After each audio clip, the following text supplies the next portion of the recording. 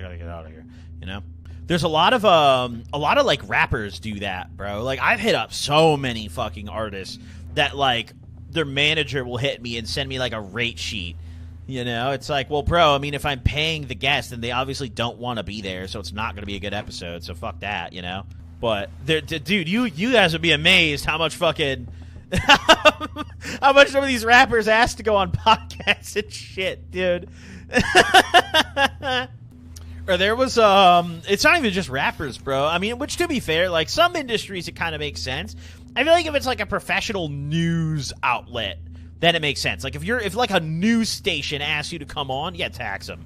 You know, but like a personal podcast, I feel like it's just kind of strange to pay for a guest and stuff, you know? Most you've been asked to pay?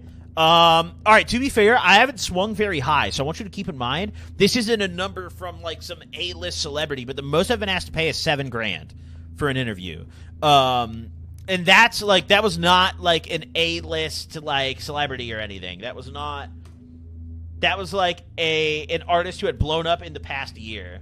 Under 1 million monthly Spotify listeners. They wanted $7,000 for like 30 minutes, like less than an hour. I was like, what the fuck?